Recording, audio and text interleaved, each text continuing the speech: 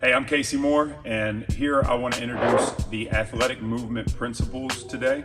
These AMPs, or athletic movement principles, are the foundation for your movement and your ability to be a really smooth and controlled mover in your sport or field of play. So the first thing that we want to practice with these AMPs, athletic movement principles, is we want to find our most athletic position.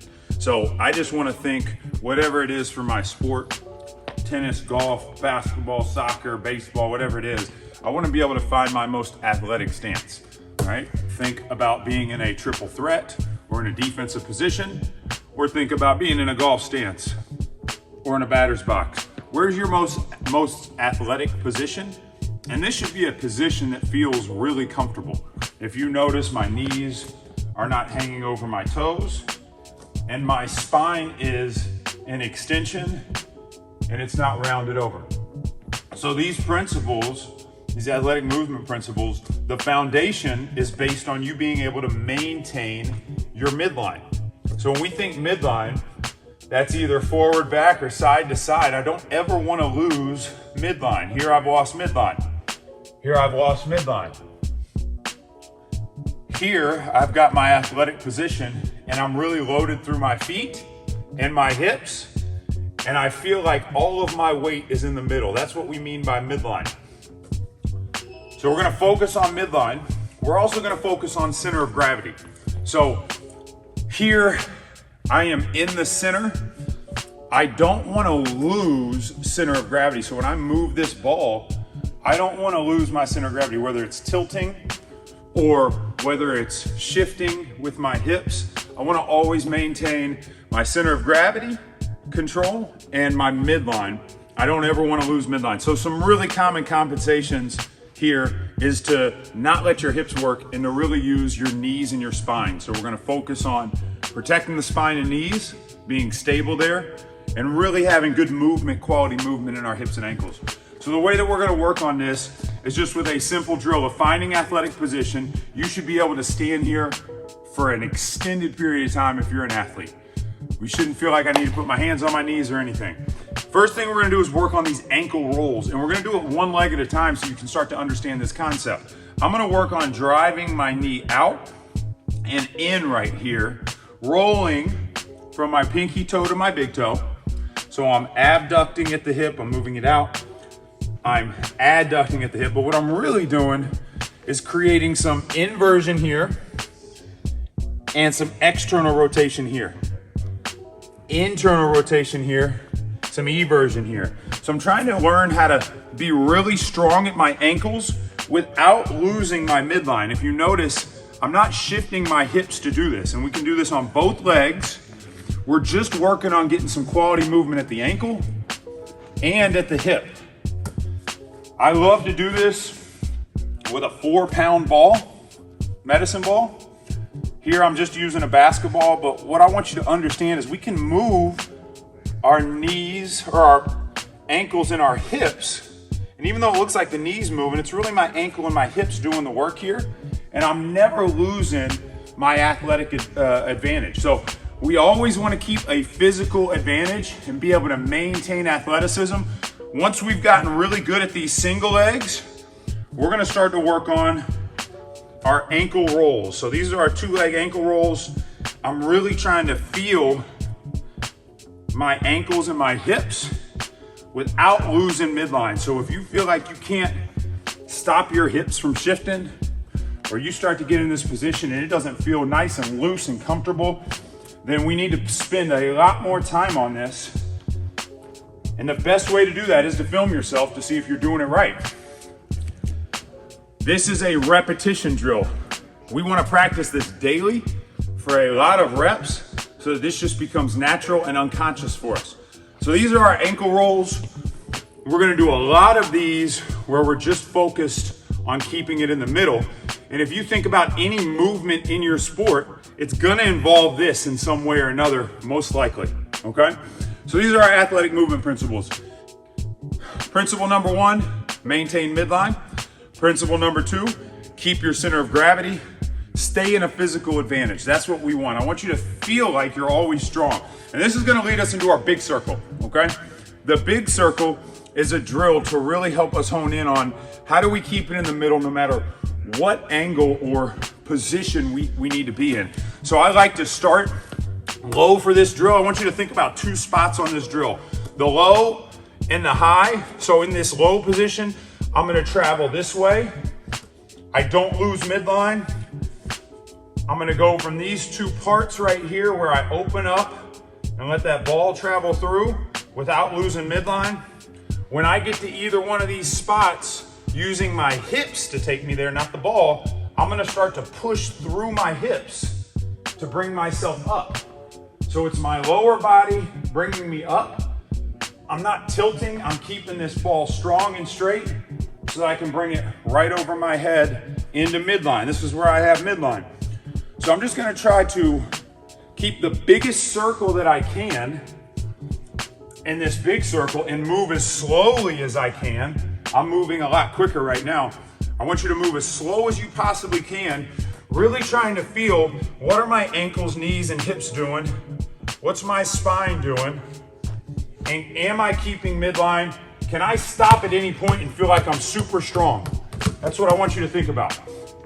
I come back up, pushing through those hips, driving through. I should feel strongest here because I'm at my midline. I have center of gravity. So here, again, I'm rotating upper torso. And here's a common mistake when we're in this upper quadrants is to be here and to start leaning with the spine or starting to squat with knees and not really loading through the hips. So once we turn this upper torso, we're gonna start to squat and we're gonna really go back to what we worked on with those ankle rolls of rolling and rotating into this squat so that you can be super strong in this position and always maintain that physical advantage. So ideally, it should take you 2 minutes to get all the way around and back when you're practicing this at home. This should be a drill that you're really working on integrity, control, making sure that you understand your midline and center of gravity principles, and you can then take this drill and apply it to all the things you do, whether you're lifting and trying to maintain midline, which is really important in the weight room, or we're on a basketball court or any field where you've got to keep a physical advantage all the time. This drill is going to pay huge dividends in the long run. So think reps, think technique, try to get as many reps as you can, film yourself to notice your mistakes because you might not be feeling it. Try to film yourself from the front, the side, and the back so you can see where your mistakes are and start to really work on cleaning them up. You might have a real mistake right here, so you might just work on spending time right here. And I spoke on these quadrants. We've got these big circles.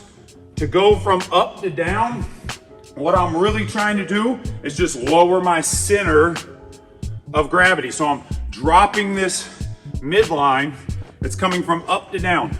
So just make sure we understand that midline principle. No matter what, it's gonna be my hips driving the movement. So if I'm over here, it's my hips bringing me up. I think about coming straight up. When I'm coming down, I'm dropping straight down. I'm lowering my center of gravity. I'm keeping my midline, okay? Practice these big circles. Use a 4-pound ball. Don't try to go up more weight. More weight is actually a regression. It's going to really kind of highlight your compensations. So think low weight here. Basketball is perfect. A 2 or a 4-pound med ball. You increase a little bit of weight, you're gonna start to see some of your compensation show a little bit more so you can drop down on that weight and clean those up. So medicine ball, big circles, keep midline, keep your athletic advantage. These are gonna really pay off in the long run.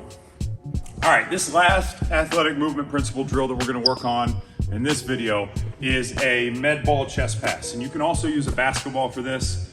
But what we're working on, this is gonna be a little bit of a different drill for a basketball player because as we're taught in basketball to really step through and extend with these arms when we're passing. But remember, this is a movement drill. we're not working on passing. We're working on being able to move forward with a ball and not lose our midline, not lose our physical advantage, to keep everything in the center. So the way that we do this is we're gonna try to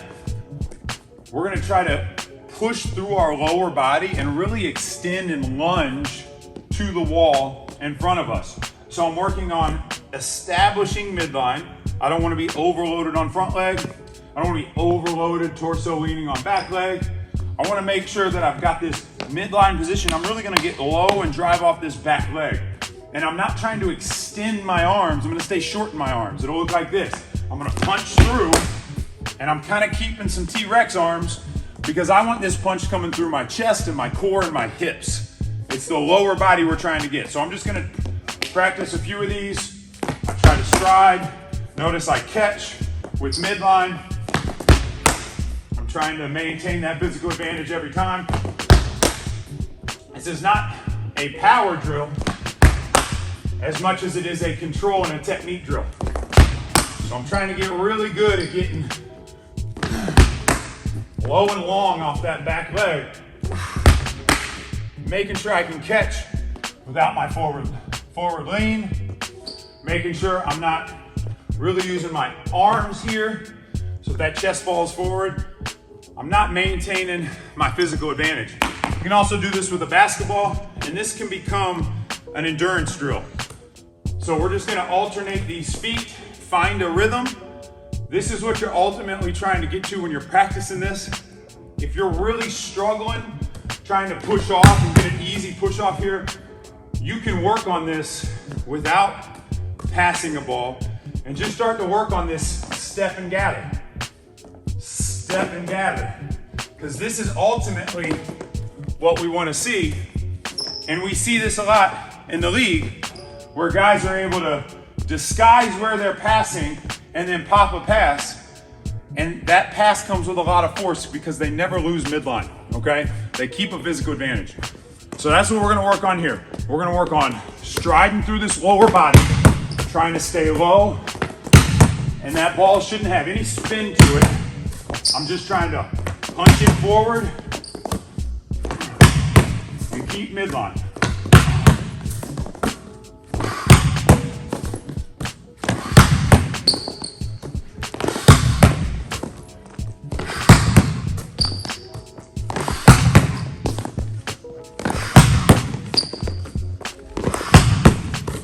So, stay low on this, focus on your technique, film yourself so you can see where you're off. Add a heavier med ball to find your compensations, and don't feel shy about regressing to a lighter weight so that you can get your form down and technique. I want you not to think about 10 or 20 of these.